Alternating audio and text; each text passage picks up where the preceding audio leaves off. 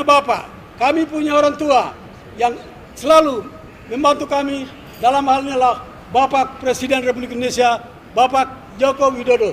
Terima kasih Bapak.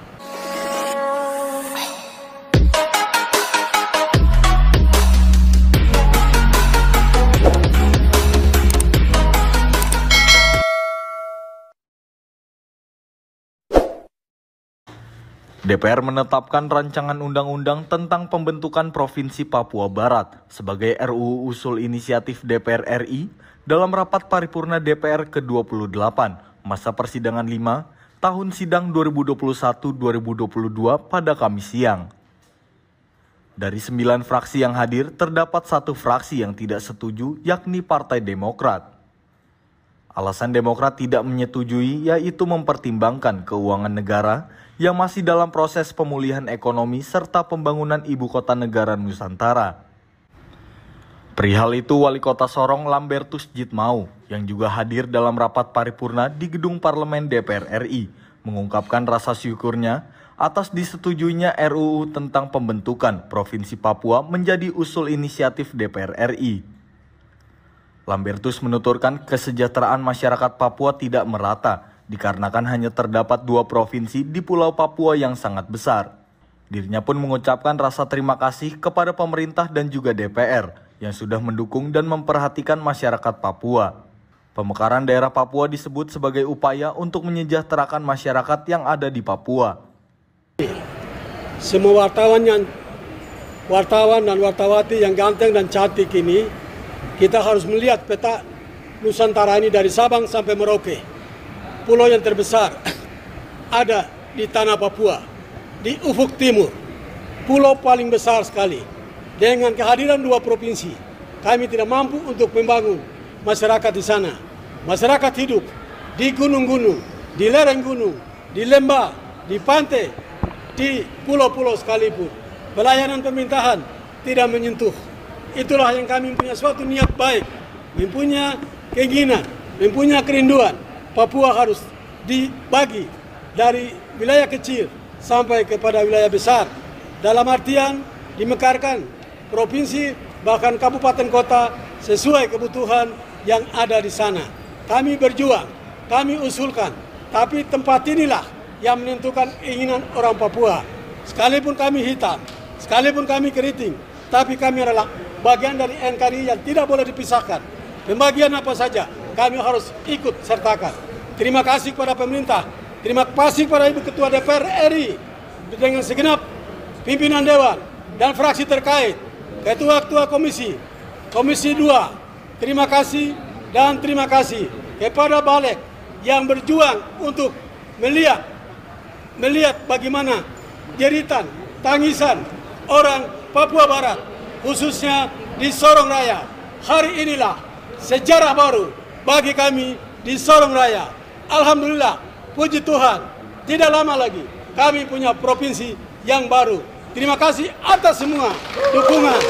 Terima kasih atas dukungan dari semua lapisan masyarakat yang ada di Sorong Raya.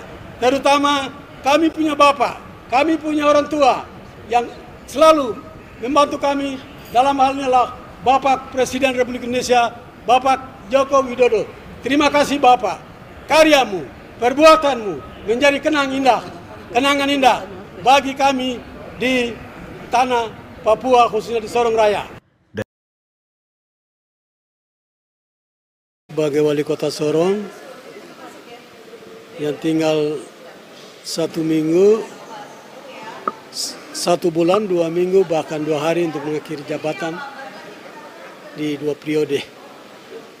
Ada 3 tahun yang lalu, Bapak mantan Gubernur Papua Barat, beliau mengeluarkan SK kepada saya sebagai Ketua Tim Percepatan Pemekaran Provinsi Papua Barat Daya yang mengkoordinir para bupati yang ada di Sorong Raya. Perjuangan kami lakukan dari waktu ke waktu. Sebagai informasi untuk kita semua, provinsi ini diperjuangkan 20 tahun yang lalu. Banyak yang sudah meninggal, tapi banyak yang masih ada. Hari ini adalah hari bersejarah bagi masyarakat yang ada di Sorong Raya yang kelak menjadi ibu kota Provinsi Papua Barat Daya. Baru 1 jam yang lalu di gedung DPR RI Nusantara II, di sana ada sidang paripurna, hadir para pimpinan dewan dan semua fraksi, bahkan komisi terkait. Ada beberapa agenda yang ditetapkan, termasuk Provinsi Papua Barat Daya. Tadi saya katakan, hari ini adalah hari bersejarah. Bagi kami, anak cucu pasti merenungkan itu. Alhamdulillah, puji Tuhan, kami bersyukur di hari ini masyarakat yang ada di Sorong Raya yang menjadi calon ibu kota Provinsi Papua Barat Daya, mereka juga bersyukur. Ada tangisan, ada sedih karena perjuangan sepanjang 20 tahun. Hari inilah jawaban yang paling tepat kepada semua masyarakat di satu Nusantara, di Papua, khususnya di Papua Barat, yang mekarkan Provinsi Papua Barat Daya, bahwa ada kehadiran satu provinsi baru, yaitu hasil pemekaran dari Provinsi Papua Barat, yaitu Provinsi Papua Barat Daya. Tadi sudah ditetapkan menjadi rancangan undang-undang. Kita mempunyai suatu kerinduan, punya suatu harapan. Dalam waktu dekat 2-3 minggu ke depan, pasti ditetapkan menjadi undang-undang daerah otonom baru, yaitu Provinsi Papua Barat Daya. Masyarakat Sorong Raya, saya mengucapkan terima kasih atas dukungan doa, atas dukungan material apapun namanya, sehingga hadirlah provinsi ini di tengah-tengah masyarakat yang ada di Sorong Raya. Pergumulan sepanjang 20 tahun sudah berlalu. Hari ini kita menatap yang terbaik untuk anak cucu, bahkan mensejahterakan masyarakat bangsa yang ada di Sorong Raya. Terima kasih kami sampaikan juga kepada ketua dan wakil-wakil ketua DPR RI dan juga ketua-ketua fraksi, bahkan ketua-ketua komisi terkait yang hari ini hadir lengkap di sidang, akhirnya bisa menetapkan calon Provinsi Papua Barat Daya sudah